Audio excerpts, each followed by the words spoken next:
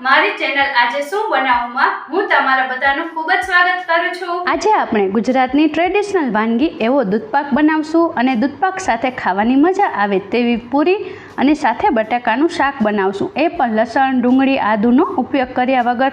તો બનાવવાનું શરૂ કરીએ। સાથે મારી ચેનલને સબસ્ક્રાઈબ ન કરી હોય તો જરૂરથી કરી દેજો। સૌથી પહેલાં આપણે જે દૂધપાક બનાવવાનો છે તેના માટે ચોખા લઈ લઈએ। તો મેં અહીં આ ચમચીના માપથી 5 ચમચી જેટલા ચોખા લીધા છે। હું અહીં બાસમતી ચોખાનો ઉપયોગ કરું છું, જેનો સ્વાદ દૂધપાકમાં ખૂબ જ સારો આવે છે।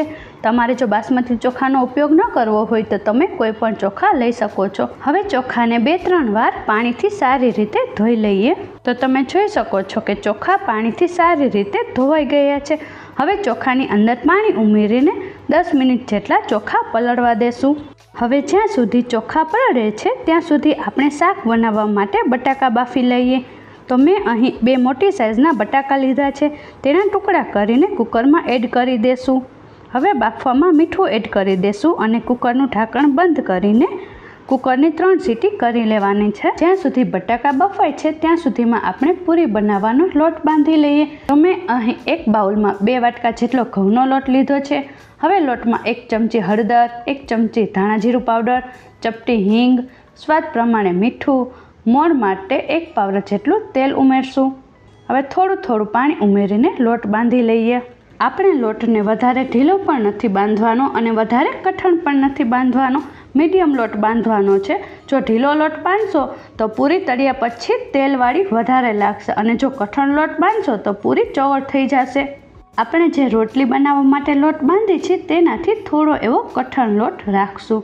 તો તમે જોઈ શકો છો કે લોટ સારી રીતે બંધાઈ ગયો છે। હવે લોટમાં 1 ચમચી તેલ નાખીને લોટને કૂણવી લેશું, જેથી લોટ એકદમ સોફ્ટ થઈ જાય। આવી નાની નાની વાતોનું ધ્યાન રાખીને પૂરીનો લોટ બાંધશો તો તમારી બધી જ પૂરી ફૂલશે અને તેલવાળી પણ નહીં લાગે। તો લોટ સારી રીતે બંધાઈ ગયો છે, તમે જોઈ શકો છો। હવે લોટને ઢાંકીને રેસ્ટ કરવા દઈએ। હવે શાક બનાવવાનો મસાલો બનાવી લઈએ। આપણે આ શાક ખૂબ જ ઓછા મસાલામાં બનાવશું। તો 1 વાટકામાં મેં અહીં 1.5 ચમચી જેટલું લાલ મરચું પાવડર લીધું છે, અડધી ચમચી હળદર, 1 ચમચી ધાણા જીરું પાવડર અને 1 ચમચી ગરમ મસાલો લીધો છે। ગરમ મસાલો તમે કોઈ પણ લઈ શકો છો। આપણું આ શાક ખૂબ જ ઓછા મસાલામાં બનીને તૈયાર થઈ જશે અને શાકમાં ડુંગળી, લસણ, આદુનો પણ ઉપયોગ નથી કરવાના। હવે મસાલામાં પાણી નાખીને બધી વસ્તુને મિક્સ કરી લેશું અને આ રીતની પેસ્ટ બનાવી લેશું। તો હવે 10 મિનિટ જેટલો સમય થઈ ગયો છે અને આપણે જે ચોખા પલાળવા રાખ્યા હતા તે પણ સારી રીતે પલળી ગયા છે। આ રીતે હાથમાં આંગળીની અંદર લઈને ચોખાને પ્રેસ કરશો તો તેના ટુકડા થઈ જશે। તો હવે દૂધપાક બનાવવાનું શરૂ કરીએ। હવે દૂધપાક બનાવવા માટે એક જાડું વાસણ લઈ લેશું, તેની અંદર થોડું એવું પાણી એડ કરી દેશું અને પાણી થોડું એવું ગરમ થાય એટલે આ રીતે આખા વાસણમાં ફેરવી લેવું। આમ કરવાથી તમે દૂધપાક જ્યારે હલાવતા હશો ત્યારે દૂધપાક તળિયે ચોટશે નહીં। દૂધની કોઈ પણ આઈટમ બનાવો ત્યારે વાસણ હંમેશા તળિયેથી જાડું હોય તેવું જ વાપરવું, જેથી કરીને દૂધ તળિયે ચોટે નહીં। આ વાતનું ખાસ ધ્યાન રાખવું। હવે આપણે દૂધ એડ કરી દેશું। તો મેં અહીં 1 લીટર જેટલું દૂધ લીધું છે અને દૂધ એકદમ ફૂલ ફેટ છે। દૂધપાક બનાવવા માટે હંમેશા કાં તો ભેંસના દૂધનો ઉપયોગ કરવો અથવા તો કોઈ પણ દૂધ લ્યો તે ફૂલ ફેટ હોય તે જ દૂધનો ઉપયોગ કરવો, જેથી દૂધપાક એકદમ ઘાટો અને ક્રીમી બને છે। ઘણા વિડીયો તમે જોયા હશે જેમાં મિલ્ક પાવડર કે પછી કસ્ટર્ડ પાવડર ઉમેરવાનું બતાવે છે દૂધપાકમાં, પરંતુ આમ કરવાથી તમારો દૂધપાક ઘાટો તો બની જશે પરંતુ તેનો ટેસ્ટ જે ટ્રેડિશનલ રીતે દૂધપાક બને છે તેવો તો આવશે જ નહીં અને મિલ્ક પાવડર પણ સસ્તો તો નથી જ આવતો। આમ પણ તમે જ્યારે ફૂલ ફેટ દૂધનો ઉપયોગ કરીને દૂધપાક બનાવશો એટલે તમારો દૂધપાક ઘાટો જ બનશે। તો તમારે જો ટ્રેડિશનલ રીતે દૂધપાકનો સ્વાદ જોતો હોય તો તમે આ રીતથી જ દૂધપાક બનાવજો। તો દૂધ થોડું એવું ગરમ થઈ ગયું છે। હવે આપણે જે ચોખા પલાળીને રાખ્યા હતા તેમાંથી બધું જ પાણી કાઢીને દૂધની અંદર એડ કરી દેશું। ચોખાને આ સમયે જ તે દૂધની અંદર એડ કરી દેવા, જેથી કરીને ચોખા દૂધની અંદર સારી રીતે ચડી જાય। હવે દૂધને સારી રીતે હલાવતા રહેશું, જેથી કરીને દૂધ તળિયે ચોટે નહીં। તો દૂધ હવે ઉકળી ગયું છે, તમે જોઈ શકો છો. હવે આપણે તેમાં ખાંડ નાખી દઈશું. તો મેં અહીં 8 ચમચી જેટલી ખાંડનો ઉપયોગ કર્યો છે. તમે તમારા ટેસ્ટ પ્રમાણે ખાંડ વધારે કે ઓછી કરી શકો છો. ખાંડને આ સમયે જ તે દૂધમાં એડ કરી દેવી, જેથી ચોખામાં પણ ખાંડની મીઠાશ આવી જાય. દૂધપાક ઉકળે છે ત્યાં સુધી આપણે બીજા ગેસ ઉપર શાક બનાવવાનું પણ શરૂ કરી દઈએ. આપણે જે શરૂઆતમાં વાસણમાં થોડું એવું પાણી નાખ્યું હતું, તેના લીધે દૂધપાક તળિયે નહીં ચોટે અને આપણે વચ્ચે વચ્ચે દૂધપાકને હલાવતા પણ રહેશું. હવે ગેસ ઉપર કુકર મૂકીને તેની અંદર 2 પાવરા જેટલું તેલ એડ કરી દેશું અને તેલને સારી રીતે ગરમ થવા દેશું.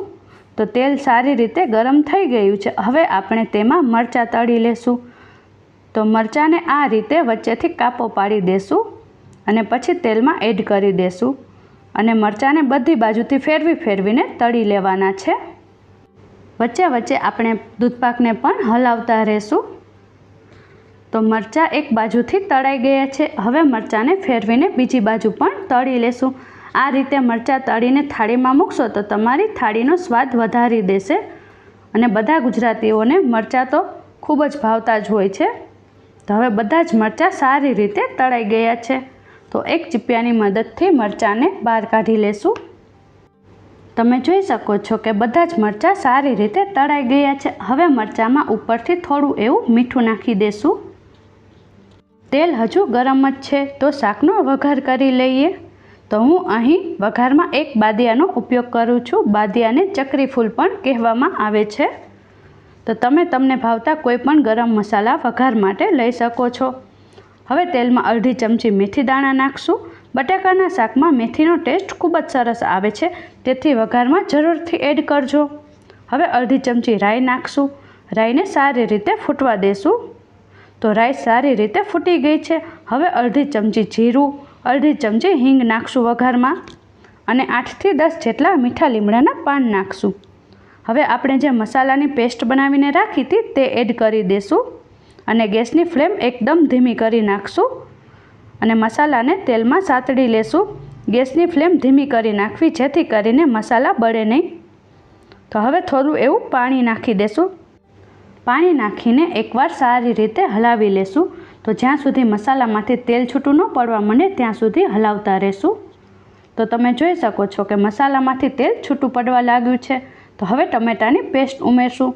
તો મેં અહીં 2 ટમેટાને કટરની મદદથી ક્રશ કરીને લીધા છે. હવે ટમેટાને શાકની અંદર એડ કરી દેશું. તો ટમેટાને મસાલા સાથે સારી રીતે મિક્સ કરી દેશું અને હવે સ્વાદ પ્રમાણે મીઠું નાખશું. એકવાર બધી વસ્તુને સારી રીતે હલાવી લેશું અને ઢાંકણ બંધ કરી દેશું અને ધીમી ગેસની ફ્લેમ પર ટમેટાને 2 થી 3 મિનિટ સુધી ચડવા દેશું. તો ટમેટાં ચડે છે ત્યાં સુધી દૂધપાક જોઈ લઈએ.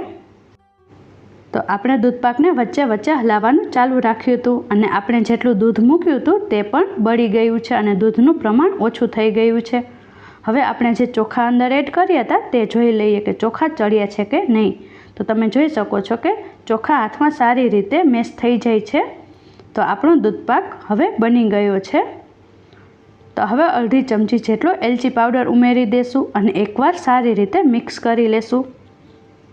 તો આપણો દૂધપાક બની ગયો છે. હવે તેમાં ડ્રાયફ્રૂટ એડ કરી દેશું. તો મેં અહીં બદામ અને પિસ્તાની કતરણ લીધી છે, તે એડ કરી દઉં છું. તમે તમને ભાવતા કોઈ પણ ડ્રાયફ્રૂટ લઈ શકો છો. ઘણા લોકો દૂધપાકમાં ચારોળીનો પણ ઉપયોગ કરતા હોય છે. તો તમને પણ જો ચારોળીનો ટેસ્ટ પસંદ હોય તો તમે પણ લઈ શકો છો. અને જો તમે દૂધપાકમાં કાંઈ પણ ડ્રાયફ્રૂટ નહીં ઉમેરો તો પણ દૂધપાકનો ટેસ્ટ ખૂબ જ સરસ આવે છે, કેમ કે આપણે આ દૂધપાક એકદમ ટ્રેડિશનલ રીતથી બનાવ્યો છે.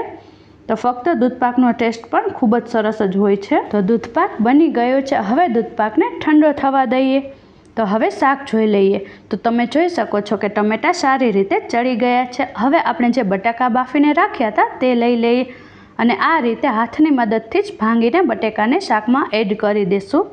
આ રીતે બટેકા નાખશો તો શાક એકદમ ઘટ્ટ બનશે અને આપણે ઘણીવાર મંદિરે પ્રસાદમાં જે જમીએ છીએ તેવું જ શાક લાગશે. અને આપણે આ શાકમાં લસણ, ડુંગળી કે આદું કાંઈ પણ વસ્તુનો ઉપયોગ કર્યો નથી, તેથી શાક ઘાટું કરવા માટે બટાકાને આ રીતે જ એડ કરજો. હવે બટાકાને મસાલા સાથે સારી રીતે મિક્સ કરી લેશું. તો બટાકા તેલમાં સારી રીતે મિક્સ થઈ ગયા છે. હવે રસો કરવા માટે હું અહીં 1 ગ્લાસ જેટલું પાણી ઉમેરું છું. તો પાણી ઉમેરીને શાકને એકવાર સારી રીતે મિક્સ કરી લેવું. તમને જેટલું શાકમાં રસાનું પ્રમાણ પસંદ હોય એટલું પાણી ઉમેરવું. તો તમે જોઈ શકો છો કે બટાકાને હાથની મદદથી ભાંગીને એડ કરવાના કારણે શાક એકદમ ઘટ્ટ બન્યું છે. તો હવે એકવાર સારી રીતે મિક્સ કરી દેશું અને કુકરનું ઢાંકણ બંધ કરી દેશું અને ગેસની ધીમી ફ્લેમ રાખીને ચડવા દેશું, જેથી મસાલાની બધી જ ફ્લેવર બટાકામાં આવી જાય. 2 મિનિટ જેટલો સમય થઈ ગયો છે. હવે કુકરનું ઢાંકણ ખોલીને જોઈ લઈએ. તો તમે જોઈ શકો છો કે આપણું ખૂબ જ ટેસ્ટી એવું બટાકાનું શાક બનીને તૈયાર થઈ ગયું છે અને એ પણ ખૂબ જ ઓછી સામગ્રીથી. તો એકવાર શાકને સારી રીતે મિક્સ કરી લેશું. તો શાક આપણું કેટલું ઘટ્ટ બન્યું છે તમે જોઈ શકો છો. હવે ઉપરથી ધાણા ભાજી એડ કરી દેશું. તો આ બટાકાનું શાક પૂરી સાથે ખાવાની ખૂબ જ મજા આવે છે. તો આપણે દૂધપાક અને શાક બંને બનાવી લીધું છે. હવે આપણે પૂરી બનાવી લઈએ. તો પૂરી બનાવવા માટે આપણે જે લોટ બાંધ્યો હતો તે લઈ લઈએ અને એકવાર લોટને સારી રીતે મસળી લઈએ. હવે લોટના આ રીતના મીડિયમ સાઇઝના લુવા બનાવી લઈએ. તો બધા જ લોટના આ રીતે લુવા બનાવી લઈએ. હવે પૂરી વણવાનું ચાલુ કરી દઈએ. તો આપણે પૂરી કોરા લોટનો ઉપયોગ કર્યા વગર વણવાની છે, જેથી આપણું તળવાનું તેલ પણ વધારે ડોળું ન થાય. તો આ રીતે પૂરી બનાવી લેવાની છે. પૂરીને એકદમ જાડી પણ નથી બનાવવાની અને વધારે પાતળી પણ નથી બનાવવાની. જો પૂરી પાતળી રાખશો તો તે તળ્યા પછી કડક થઈ જશે અને જો પૂરી જાડી રાખશો તો જમવા ટાઈમે પૂરી કાચી લાગશે. તેથી આ રીતની મીડિયમ જ પૂરી બનાવવી.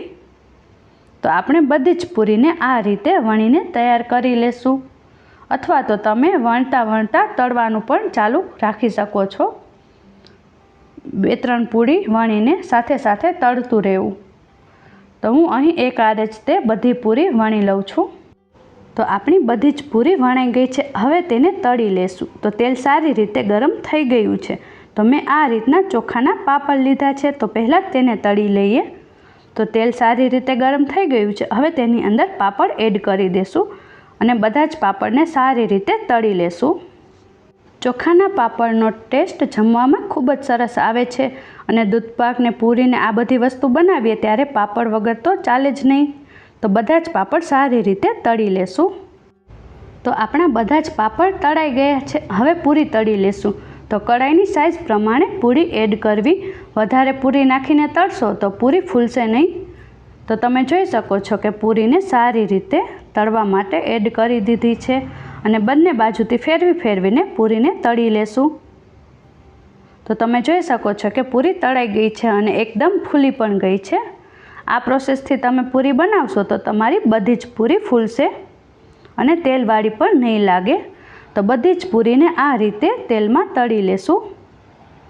તો આપણી બધી જ પૂરી તળાઈ ગઈ છે, તમે જોઈ શકો છો. તો બધી જ વસ્તુ બનીને તૈયાર થઈ ગઈ છે અને બધી વસ્તુને બનવામાં 45 થી 50 મિનિટ જેટલો સમય લાગ્યો છે. અને જો તમારી પાસે ટાઈમ હોય તો તમે ચોખાને સવારમાં પણ પલાળીને રાખી શકો છો, જેથી દૂધપાક બનવામાં હજુ પણ થોડો ઓછો સમય લાગશે. તો હવે આપણે થાળી પીરસી લઈએ. હવે દૂધપાક, શાક, પૂરી, મરચાં, પાપડ આ બધી જ વસ્તુને પીરસી લઈએ. તો આપણી થાળી પીરસાઈ ગઈ છે અને જમવા માટે એકદમ તૈયાર છે. આ રીતથી ગુજરાતી થાળી જરૂર બનાવજો. ખૂબ જ ઓછા સમયમાં બની જશે અને સ્વાદમાં તો સુપર ટેસ્ટી બનશે અને બધા જ લોકોને ખૂબ જ પસંદ આવશે. અને મને કમેન્ટમાં જરૂર જણાવજો કે તમને મારી આજની રેસીપી કેવી લાગી. અને ઘણા લોકો રેસીપી પણ જોવે છે પણ તેમને હજુ સુધી ચેનલને સબસ્ક્રાઈબ નથી કરી. તો તમે પણ જો મારી ચેનલને હજુ સુધી સબસ્ક્રાઈબ ન કરી હોય તો જરૂરથી કરી દેજો. જોઈને જ ખાવાનું મન થઈ જાય તેવી આપણી ગુજરાતી થાળી બનીને તૈયાર થઈ ગઈ છે. તો તમે જોઈ શકો છો કે દૂધપાક પણ એકદમ મલાઈદાર અને ક્રીમી બન્યો છે અને પૂરી પણ એકદમ સોફ્ટ બની છે અને હજુ સુધી ફૂલેલી જ છે.